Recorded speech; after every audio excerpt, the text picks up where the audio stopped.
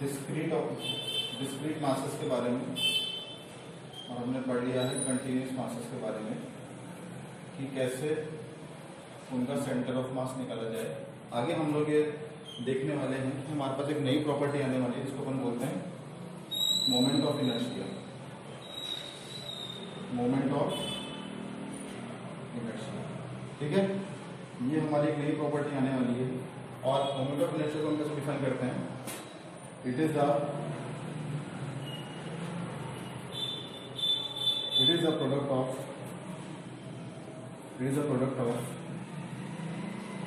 मास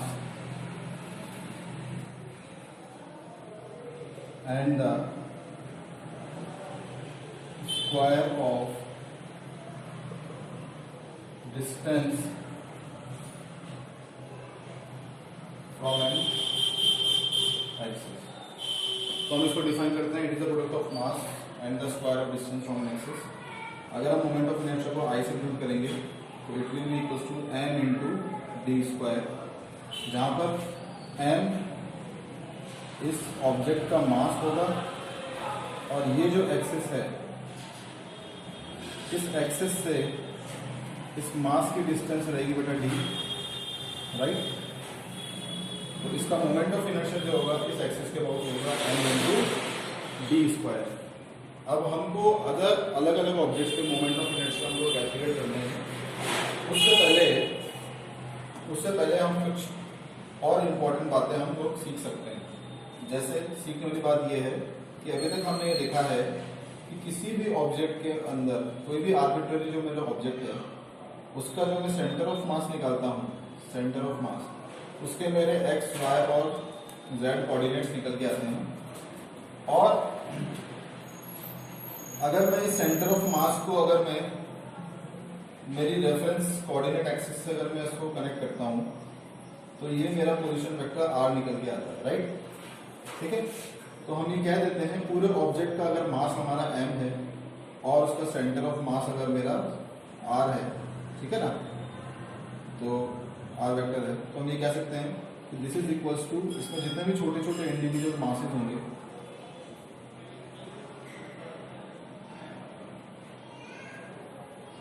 उनके मोमेंट्स के बराबर हो गए, ठीक है। अगर हम इसको अगर हम डिफरेंशिएट कर देते हैं, if you want to differentiate, on differentiating the above equation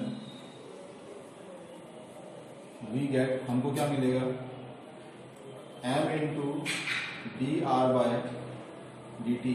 ये एक्चुअली सी एम लिख रहा हूँ because it denotes centre of mass, and this will equals to m1 D R one by D T plus m2 dr2 by dt and mn drn by dt, right? And we know that dr by dt is nothing but the change in displacement with respect to time, and this is known as velocity. So it can also be written as mass times velocity of center of mass is equals to m into v1 plus m2 into v2 up to mn into vn. This is very important, this is quite important कि आप velocity of centre of मास, अगर ये मेरा object अगर मेरा move करता है तो इस ऑब्जेक्ट को मैं किसी एक पॉइंट से डिनोट कर सकता हूँ और उस पॉइंट की जो वेलोसिटी होगी वो मेरी क्या होगी, vcm। और वो वेलोसिटी कैसे निकाल सकता हूँ, इंडिविजुअल जो छोटे छोटे मासेस हैं m1 m2 m3 m4 m5, उन सब की जो इंडिविजुअल वेलोसिटीज हैं, v1 इसकी लेट्स सपोज v2 इसकी v3 इसकी v4, उन सबको उनके मासेस से अपन मल्टीप्लाई करके वेक्टर की फॉर्म में, और हम उससे हम हमारे सेंटर ऑफ मास का वेलोसिटी निकाल सकते हैं। तो this is quite important that you should know about this thing. And after this हम लोग ये भी देख सकते हैं कि इस फर्दर इक्वेशन को, कौन सी इक्वेशन को, MVCM वाली इक्वेशन को, अगर हम आगे फिर इसको हम टाइम के रेस्पेक्ट में अगर हम इसको डिफरेंशिएट करते हैं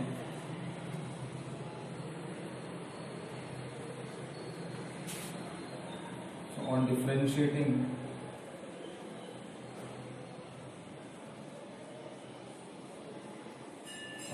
the equation with respect to time we get, हमें क्या मिल जाएगा this time, it will B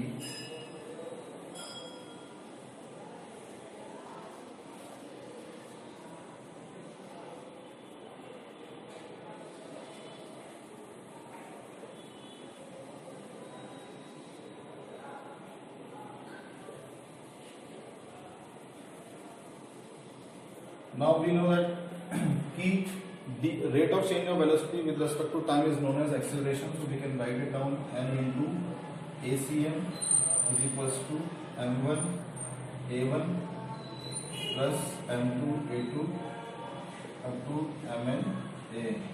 कहने का मतलब है कि सेंटर ऑफ मास की जो एक्सेलरेशन है वो क्या होगी, it is a algebraic sum of all the m1 a1 m2 a2 up to mn an divided by the total mass। तो आप सेंटर ऑफ मास की आप एक्सेलरेशन आप निकाल सकते हैं by simply saying that it is equals to mi ai upon mi, I is equals to 1 to n, I equals to 1 to n। So this is how you can calculate the acceleration of the center of mass of an object। Fine। अब हम लोग आगे देखने वाले हैं कि हमारे पास एक आर्बिट्रेरी बॉडी हम लोगों ने ले ली है। उस आर्बिट्रेरी बॉडी के अंदर हम लोग ये देख सकते हैं कि हम मान सकते हैं कि जो बॉडी है ये छोटे छोटे मासेस से मिलकर बनी है और इस बॉडी का सेंटर ऑफ मास जो है वो इस पॉइंट पर लाई कर रहा है। ये एक एक्सिस है जिसके अबाउट ऑब्जेक्ट को क्या करना है, इनको रोटेट करना है, लेट्स सपोज। तो इस ऑब्जेक्ट का मोमेंट ऑफ इनर्शिया इस एक्सिस के अबाउट क्या होने वाला है, this is the important thing. तो अगर इस पूरे ऑब्जेक्ट का टोटल मास क्या है m, let the total mass be capital M। That means मेरे को इसका आंसर मिल गया सबमिशन mi। जितने भी छोटे छोटे मासेस हैं अगर इन सबको मैं ऐड कर दूंगा तो मेरे को इसकी वैल्यू क्या मिलने वाली है, total m। Now coming back to the next important part, हम ये जानते हैं कि मेरे को अगर पूरे ऑब्जेक्ट का मोमेंट ऑफ इनर्शिया निकालना है तो that will be equals to m into R square. Mass times the distance of the mass from the axis of rotation, जिसको अभी भी हमने पीछे देखा I is equals to m into D square. ठीक है ना, ये हम पीछे देख के आ रहे हैं। तो यहाँ से हम क्या कहते हैं, ऑब्जेक्ट का जो टोटल इनर्शिया है that is because of the total mass m divided multiply by the square of the distance of the mass from the axis. और हम इसको ये भी कह सकते हैं कि ये जो मोमेंट ऑफ इनर्शिया है पूरे ऑब्जेक्ट का, ये छोटे छोटे मासेस जो हैं इनके मोमेंट ऑफ इनर्शिया के बराबर है। ठीक है ना, छोटे छोटे मासेस के मोमेंट ऑफ इनर्शिया के बराबर के सम के बराबर है। ठीक है भाई, तो that means we can write it like, हम ले लेते हैं कोई मास dm1 है और उसका इस एक्सिस से डिस्टेंस कितना है r1 है, तो dm1 इंटू r1 स्क्वायर या dm2 into r2 square, dm3 into r3 square and so on. ठीक है, समझ रहे हैं बात को। So that means we can also write it like this is equals to what, summation of dmi into ri square where I is equals to 1 to n। अब ये दोनों चीजें सेम है एक्चुअली, ये दोनों चीजें भी सेम है।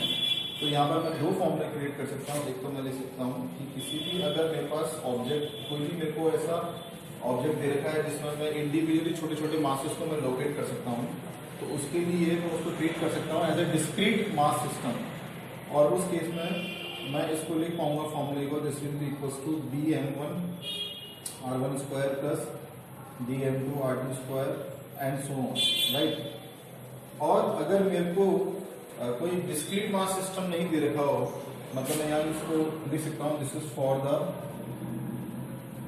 Discrete mass system. बट अगर मेरे को डिस्क्रीट मास सिस्टम नहीं देखे, एक कंटिन्यूअस बॉडी दे रखी हो, तो फिर ये जो मेरा फॉर्मूला है it gets converted into that the moment of inertia of the entire body, moment of inertia of the entire body is equals to integration of dm into r square. तो इससे आप पूरे ऑब्जेक्ट का moment of inertia को आप छोटे से point के अंदर आप सम अप कर सकते हैं।